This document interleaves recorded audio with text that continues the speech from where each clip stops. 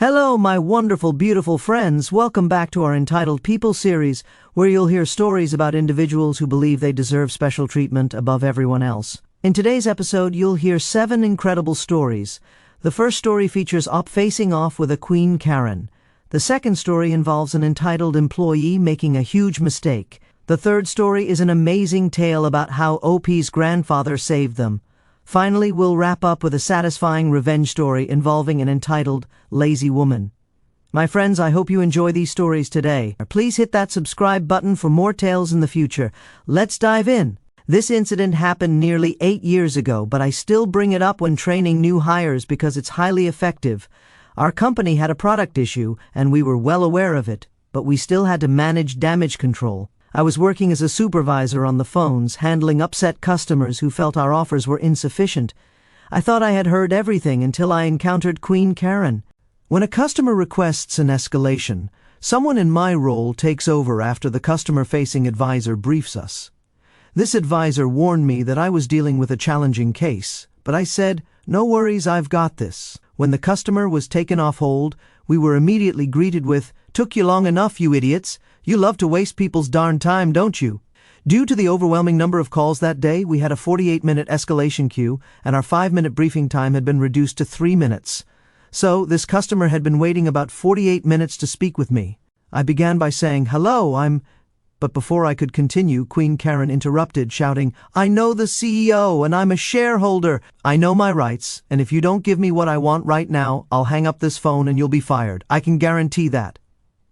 I responded calmly, "Okay, I apologize if you feel our appeasement offer is insufficient. I can escalate your case to see if we can provide additional compensation, but I'll need at least 48 hours to review what can be done."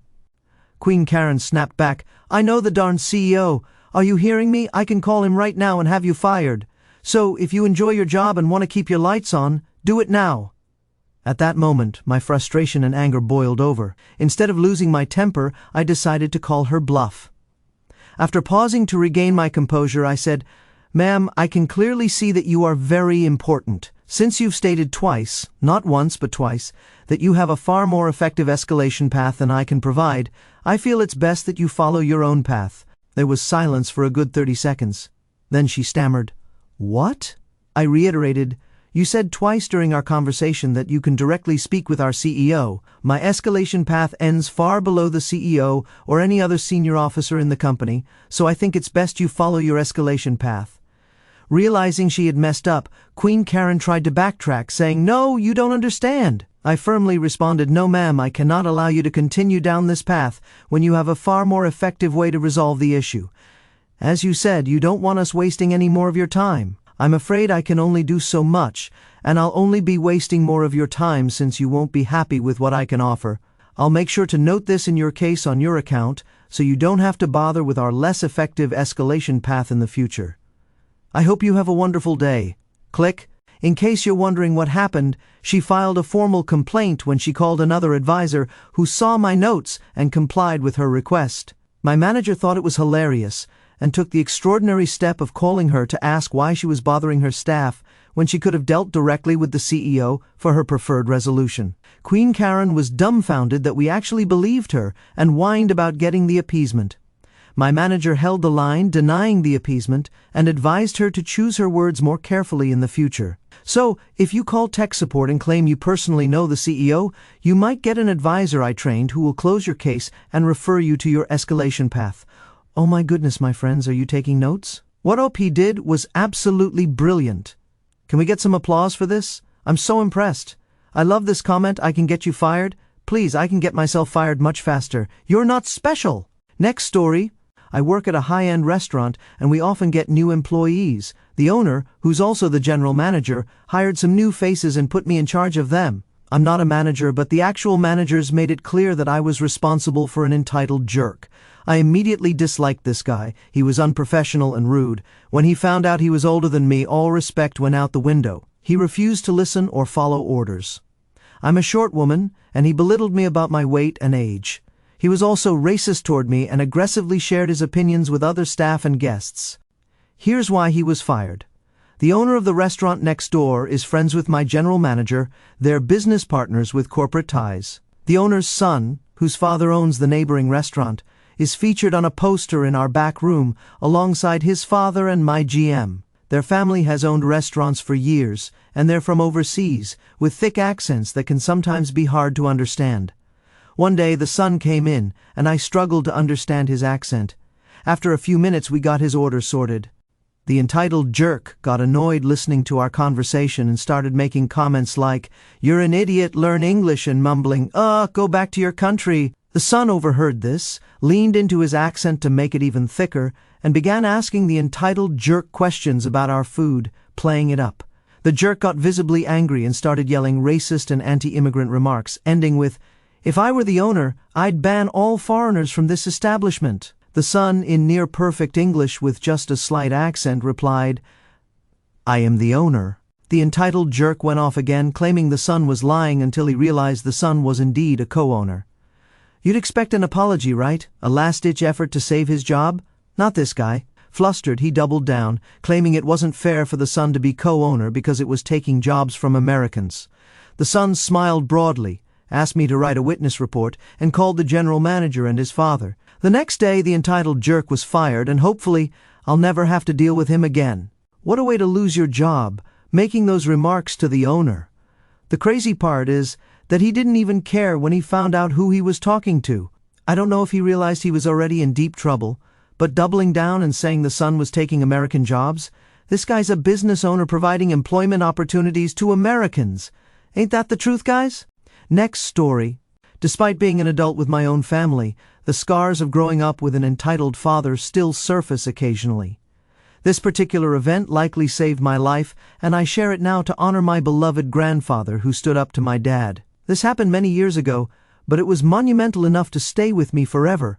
I was visiting my grandparents in Texas while my dad was stationed in Germany. He didn't accompany us on the trip. I was 15 years old and struggling with emotional issues due to my dad's mistreatment. I was withdrawn, my hair was falling out, and I had constant panic attacks. My sweet grandparents could see I wasn't well. My dad had mistreated me my entire life, and secrecy and denial were ingrained in me. When they asked if my dad had done this or that, my knee-jerk response was to deny everything. After 3 weeks, my 16th birthday arrived. My mom agreed to extend our stay so I could celebrate in the States.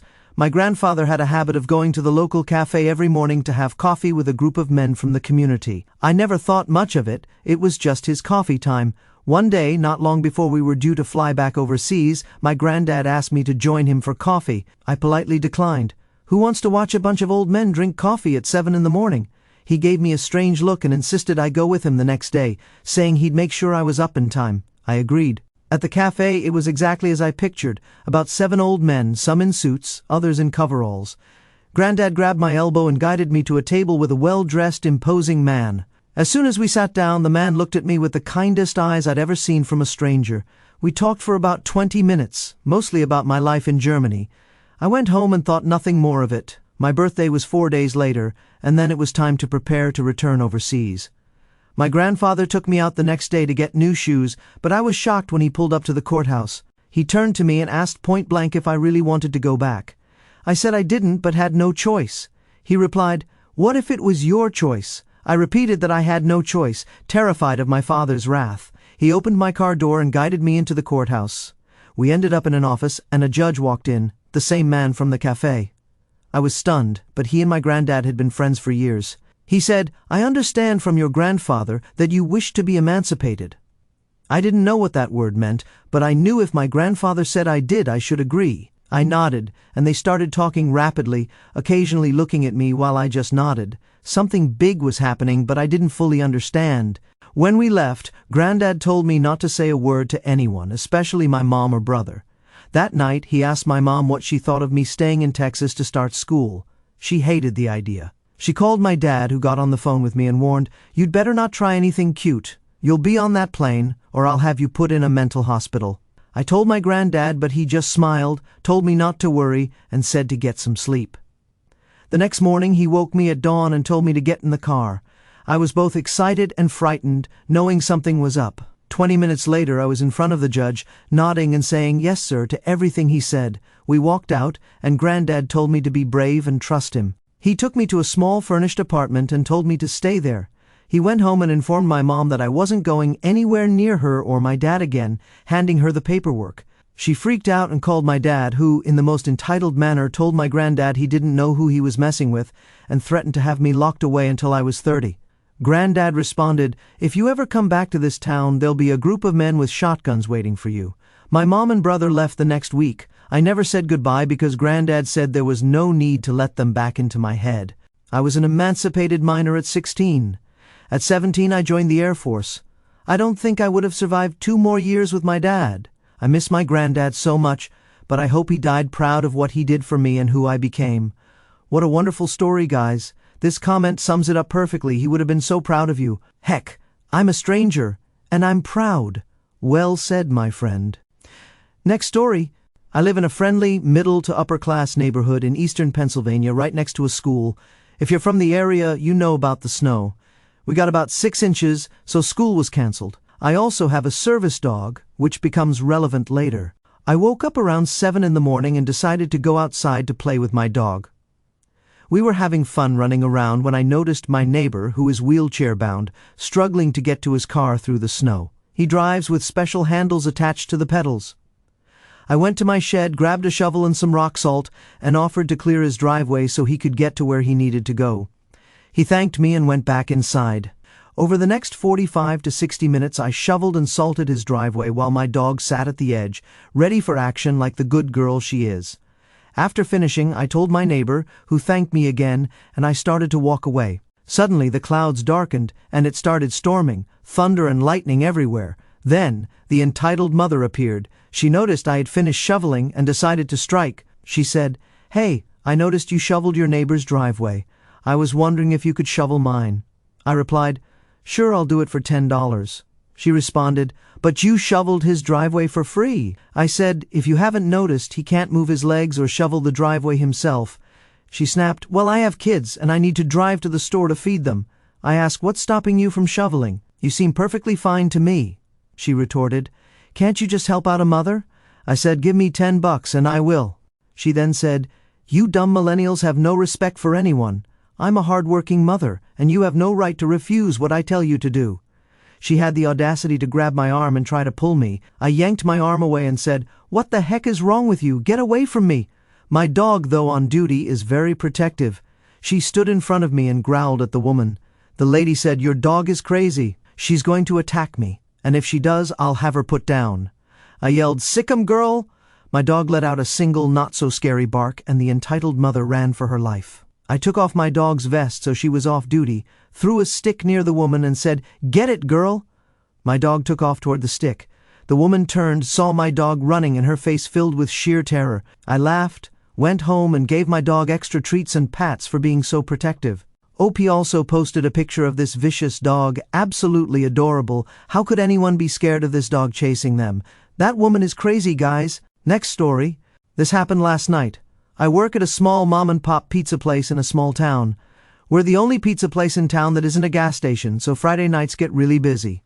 My boss is cooking, and I'm waitressing. The cook handles the kitchen, and the waitress does everything else. It was hectic. Several tables, the phone ringing non-stop with to-go orders, piles of dishes, someone always at the register, and food constantly ready to go out. My customers were great, though. Everyone was smiling, laughing, and patient despite things taking a bit longer than usual. It wasn't like a quiet Tuesday night. I was busy but not stressed yet. Then, this guy from out of town calls. I'd call him a Karen, but I'm not sure what the male equivalent is, so let's just say he was entitled. He orders a large thin-crust pizza with pepperoni. Easy enough. He wants it well done and insists we put it in the oven for an extra 5 minutes. I say, okay, with zero intention of doing that. Now, before you judge and think, oh, the original poster doesn't do what the customer asked, she should be fired, let me explain. We have a brick oven. Our thin-crust pizzas cook for 3 to 4 minutes. At 4.5 minutes, they're well done. That's the total cooking time. This guy wants 5 extra minutes on top of that, which would turn his 16-inch pizza into a charcoal hockey puck. I assume he thinks he knows what he's talking about, so I just mark well done on the ticket. We do our thing, and his pizza comes out looking beautiful. He comes in to pick it up and before paying opens the box to inspect it. This is normal, so I'm not worried. He says, I asked for my pizza well done. Why isn't it well done? I explain that this is how we make our pizzas well done, and any longer would burn it. He snaps, "I'm not paying for this. I'm not eating this. I want a new one, and I want it how I ordered it. Put it in for 5 more minutes." At this point, my boss taps me on the shoulder and tells me to take over cooking while he handles the customer. Our kitchen is close to the register counter, so I'm making pizzas 5 feet away and can hear everything. My boss tries to explain how long we cook pizzas and what would happen if it stayed in the oven for another 5 minutes. The customer isn't having it. He insists on his pizza being cooked for the normal time plus an additional 5 minutes, or he won't pay. After a few minutes, I can tell my boss has had enough. He says, "You sure you don't want this pizza?" The guy says, "No, I want it well done." So my boss takes the pizza and gives it to one of our regulars for free. He comes back and tells the guy, "If you want it cooked for 9 minutes, you need to pay first." The guy smirks, satisfied, giving that customer his always right look. He pays. I hop back to waitressing, and my boss takes over cooking. He makes the guy's pizza, and it goes into the oven looking beautiful. My boss gets the guy's attention, sets the timer for 9 minutes, and places it where the guy can watch it count down. My boss smiles and chuckles a bit, while the guy still has that smug look of satisfaction. I'm bussing tables, checking people out, and answering the phone while we wait. When the timer goes off, my boss shows the guy he's taking the pizza out of the oven right then. It's my job to cut the pizza as soon as it's boxed. My boss lifts out this solid black hard charcoal hockey puck and sets it in the box. You can barely tell it's a pizza anymore. I try to cut it, but it's so overcooked it just cracks and crumbles. My back is to the guy, so I can't see his face, but I can imagine it. I close the box, turn, hand it to him with a smile, and say, "Enjoy your pizza, sir."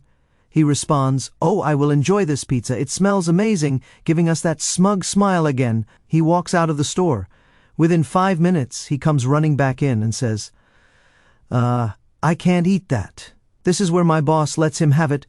He says, "We made your pizza to order. We told you the average cook time was 4 minutes, and you insisted on an extra 5 minutes, refusing to pay otherwise. We even showed you the timer counting down from 9 minutes to ensure we didn't mess up. If you want a new pizza, you'll need to order and pay for it." The guy has a completely broken look on his face. I was almost expecting a blow-up, but nope. He left his pizza on the counter and walked out, not even demanding a refund. This is why I love my boss. Imagine having that smug customer always gets what they want look, and having it backfire so hard that you don't even argue or ask for your money back. The man basically walked away with his head hung in shame. I love it so much! Now, guys, I'm really curious. What was he expecting a well-done pizza to look like? Hard crust and burnt cheese? What a silly thing to ask for. Next story. This happened about 2 years ago. I used to be a service manager at one of the biggest locations of a popular Mexican grill. I won't name it, but the guacamole was $1.95 extra, and we were required to ask everyone if they were willing to pay that price. One Sunday morning, our second busiest shift of the week, 2 of my line workers called out, so we were struggling to finish prep before opening at 11 o'clock. We were just wrapping up when a woman, let's call her Karen, walks in 10 minutes before opening through the side door, marked employees only, with 15 preteen girls in tow. My cook recognizes her as a regular from the dinner shift who's super entitled, often snapping her fingers and treating staff like they're beneath her. I go to seat the girls and Karen tells me they can order whatever they want. She throws her credit card at me and sits at another table to scroll on her phone. I can't ring up her order without her present due to company rules, and I'm 30 weeks pregnant and just want to take my break. So I waddle over to her table to explain, but she flicks her hand at me to dismiss me and says, "Are you deaf? I told you not to bother me. Just let them order whatever they want." I've been at the store since 7 o'clock, doing 2 people's jobs on top of my own, with my son's head grinding against my pelvic bone and kicking me like crazy. I'm in no mood. I try to tell her again, and she looks at me with seething contempt, saying, "What part of 'they can get whatever they want' did you not understand? Are you an idiot? I don't care what you charge me as long as I get a receipt. Don't interrupt me again or I'll get your pregnant self fired." I never cry, but that almost got me. Motherhood is awesome, but pregnancy is tough. I pick my jaw off the ground and stammer, "All right, ma'am, I'll ring up whatever they want and bring you a receipt." The girls were really nice, and most ordered double meats, bottled water, chips, guacamole, and an appetizer, every single one of them. My cashier and I are vibrating with glee as we ring them up, watching the bill climb to $350. I bring the bill to Karen, excited that she doesn't immediately check it. I make my own food and tell the cook to get me when the show starts. I'm halfway through eating when I see him waving at the camera, howling with laughter. I head up, and Karen is foaming at the mouth, screaming for the manager. When she sees I'm the manager, she grinds her teeth and slaps the receipt on the table, choking out the word refund. The girls have mostly finished their food, so I inform her I can't refund it because I'd lose my job for giving away that much inventory for free. I gently remind her that she told me twice they could get anything as long as she got a receipt. She keeps demanding a refund and calling me stupid. Her screaming is holding up the long line and customers are shouting at her to leave. Then she pushes me hard. My cashier catches me so I don't fall, but two of our regulars who are police officers see it. In this state, any physical force against a pregnant woman is classified as aggravated battery or something similar. I felt bad for the kids and was fine, so I kept saying I didn't want to press charges, but the officers said it didn't matter. She did it in front of on-duty officers, so she was getting arrested. They had to call the kids' parents to pick them up because Karen was the church's youth leader. My general manager came in and let me go home with a full day's pay. Karen tried to take the case to trial, but with video evidence and 20 witness statements, she ended up with a couple of years probation or something. All because I did exactly what she told me to do. What was she expecting? She throws her credit card at the server, tells me to let them order whatever they want, then freaks out at the cost of the meal. She deserved it, especially after waving me off and calling me a stupid idiot multiple times. Karen getting arrested is the cherry on top of this story. It brings such a huge smile to my face, and I hope you guys enjoyed it too. Next story. This happened about 20 years ago when I was 17 and working at a major UK supermarket. It was my first proper weekend job, and I worked in the bakery, the best section in the supermarket. My job was to ensure bread and fresh cakes were well stocked and presented, so there were always fresh items available. Other duties included slicing fresh bread and making sure rolls were stocked with tongs available. One busy Saturday, I was doing a quick inventory count. When I got to the individual rolls, I saw a middle-aged lady in a large furry coat with luscious red fingernails. I didn't pay much attention until I saw her grab a crusty roll with her manicured, bejeweled hand, give it a squeeze, poke her thumb through the crust, and throw it back in the basket. She did it again, and when she reached for a third one, I spoke up saying, "Excuse me, ma'am, would you mind using the tongs provided, please?" She ignored me and grabbed a third roll, breaking the crust. A bit louder, I said, "Ma'am, please use the tongs provided." This time she heard me, glared, and said, "I beg your pardon?" I repeated, "Ma'am, please don't grab the rolls. Please use the tongs in the basket." She snapped, "Are you saying my hands are dirty?" She raised her voice, waving her embellished hand at me, wiggling her fingers so they sparkled, and said, "Are you suggesting this is filthy?" Then the inevitable happened.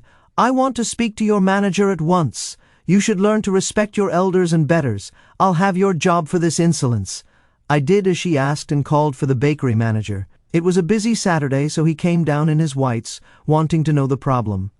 The woman launched into a sob story about how she was testing the rolls for freshness and I was rude, telling her her hands were filthy. She even shed a few crocodile tears, claiming she'd never been so insulted.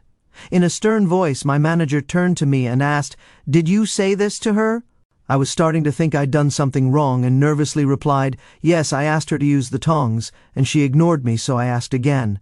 My manager said, "Okay," turned to the woman and said he'd be back shortly with some paperwork. While he was out of earshot, the woman crowed, "See what happens when you don't know your place? I could have your job for this." My manager did a quick count of the rolls, muttered 224 loudly, and went to the back room. He emerged with an industrial-sized black garbage bag and proceeded to empty 8 large baskets of rolls into it, along with a label for 224 individual granary rolls. He tied up the bag, handed it to her, and said, "Here you are, madam, they're all yours." The woman said, "I beg your pardon?" He replied, "The rolls, madam, they're all yours. You openly admitted to contaminating our stock and ignored a staff member when asked repeatedly to use the tongs. You've wasted my time, and you're paying for the stock you've damaged." "Good day," she said. "What am I supposed to do with all these darn rolls?" "I only wanted 2. With a dazzling customer service smile, my manager chirped, "Not my concern, madam. Security will take you to the tills to ensure they're paid for. Enjoy your weekend." He turned on his heels and went back upstairs to the bakery. The woman looked at me, then at the huge bag, absolutely aghast. I did the only thing I could. I grabbed a random loaf of bread, took it to the bread slicer, and laughed loudly to myself in the back room. I saw her almost every week afterward, always using the tongs. Oh my goodness, my friends, what a slap in the face that was. She was warned she'd get in trouble, and I'd have paid good money to see the look on her face when she was forced to buy 224 rolls. That's a comical amount of rolls. How much do you think that cost her? I love this person's comment. It's funny when people forget to mind their own manners, but are quick to tell you to mind yours. Well said, my friend, well said. These tales left me with a lot to consider, so let me tell you my opinion. Queen Karen's CEO bluff. I was floored by Queen Karen's I know the CEO tantrum. Threatening to fire me over a 48-minute wait, please? I love how I called her bluff, flipping her self-proclaimed very important person status back on her. That 30-second silence was pure gold. She knew she'd overplayed her hand. My manager's follow-up, questioning why she bothered us instead of her CEO pal, was the cherry on top. I'd train every advisor to do the same. Let Karens dig their own graves. Racist restaurant jerk. That entitled jerk's racist outburst at the CO owner's son made my blood boil. Doubling down on taking American jobs to the guy's face? Unbelievable nerve. I'd have cheered when he was fired. His refusal to apologize, even after being caught, shows he's a lost cause. I hope he learned something, but I doubt it. Entitlement like that runs deep. Granddad's heroics. My heart swelled for that grandfather. Saving his grandkid from an abusive dad by orchestrating emancipation? That's next-level love. I'd have been terrified at 16, but his calm, trust me vibe was everything. The dad's threats didn't stand a chance against Granddad's shotgun-wielding crew. I'm tearing up thinking about it. He's a legend. Snowy driveway drama, that entitled mom demanding I shovel her driveway for free. The audacity. Grabbing my arm was a mistake. My dog's growl sent her running. I laughed so hard picturing her terror at my vicious pup. $10 wasn't much to ask, especially after helping a wheelchair-bound neighbor. She's lucky I didn't charge her for the entertainment. Pizza puck Karen, that guy insisting on a 9-minute pizza cook time. I'm still cackling. My boss giving away his first pizza and serving a charcoal disc was genius. I'd have paid to see his smug face crumble when he saw that well-done mess. He walked away without a fight. Proof entitlement doesn't always win. Mexican grill meltdown, Karen throwing her card and dismissing a pregnant manager? Disgraceful. I'd have been livid at her $350 bill shock, but she earned it. Pushing me was a dumb move. Arrested in front of her church group? Perfect karma. I'd have high-fived those cops. Bakery roll ruin, that woman poking rolls barehanded and whining when called out? Classic Karen. My manager dumping 224 rolls on her was iconic. I'd have laughed harder than I did at the bread slicer. She learned to use tongs after that pricey lesson. Entitlement doesn't survive a garbage bag of bread. And that, my friends, brings us to the end of today's entitled People Stories. If you enjoyed these stories, please hit that thumbs up button. If you missed yesterday's episode, check it out if you haven't. I'll see you in the next one. I love you all, I really do.